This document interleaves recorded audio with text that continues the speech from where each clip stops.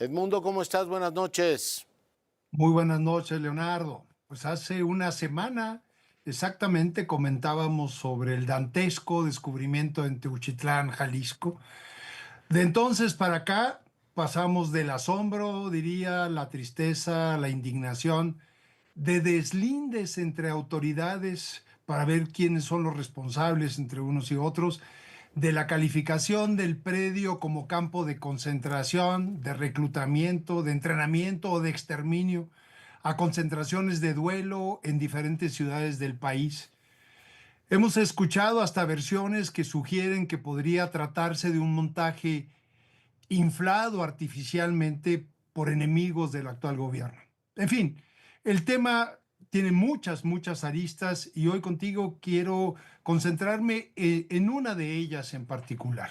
Ujú. A ver, la presidenta de la República había ofrecido el día de hoy presentar un plan justamente para atender el problema de las personas desaparecidas, el gravísimo problema que hemos vivido durante ya muchos años. No es una cosa nueva. Ahora estos indicios que se han encontrado confirman lo que sospechábamos. Y ella misma retiró en la mañanera del día de hoy la posibilidad de mostrar al público su propuesta, porque reconoció, y yo creo que justamente, que el problema es muy complejo y que requiere un mayor estudio. Enhorabuena. Sin embargo, hay que analizar algunas de las cuestiones que se habían filtrado y que ella misma había anunciado como una posibilidad de atender el problema, que es el que tiene que ver con la cédula de identidad. Que por cierto, es una vieja pretensión del gobierno mexicano desde hace décadas ya, y que en los gobiernos de Calderón, de Peña Nieto, de López Obrador y ahora este gobierno lo retoman, el de la cédula de identidad, para tener un solo mecanismo de identificación entre todos los que poblamos este Yo, yo- país. yo me acuerdo, doctor, desde Cedillo, pero sigue, por favor.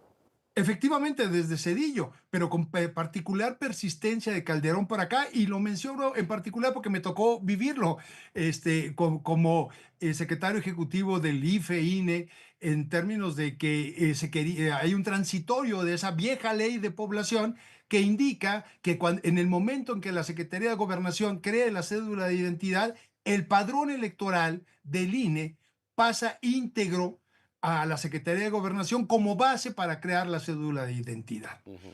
El problema con esto es que esos datos no son del INE, son de cada uno de nosotros y fueron dados al INE con el propósito específico de votar y ser votado, integrar el padrón electoral, y cuando se disponen de esos datos para otros propósitos, el ciudadano tiene que dar su consentimiento. Es el caso, por ejemplo, cuando se usa la credencial de elector para una transacción bancaria en donde uno consiente que se verifiquen sus datos, incluso los biométricos, con ese sentido. Hay que tener mucho cuidado también con el potencial uso político de estos datos y cómo vamos en caso de que se dé ese paso, cómo se va a acotar eso sin vulnerar los datos personales. Más aún cuando el día de hoy desapareció el Instituto Nacional para Protección de El Datos INAI. Personales, el INAI. Entonces no habría ninguna instancia autónoma del gobierno independiente que proteja esos datos. Y el gobierno se vuelve juez y parte, que esa fue la larga discusión desde Cedillo, como muy bien recuerdas.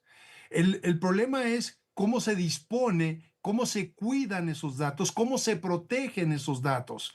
Y que el INE ha sido una custodia muy importante al respecto, y con el cuidado y el apoyo que tuvo en su momento del INAI, se pudieron proteger esos datos. En algún momento que el Claro. gobierno los tuvo en sus manos, se filtraron.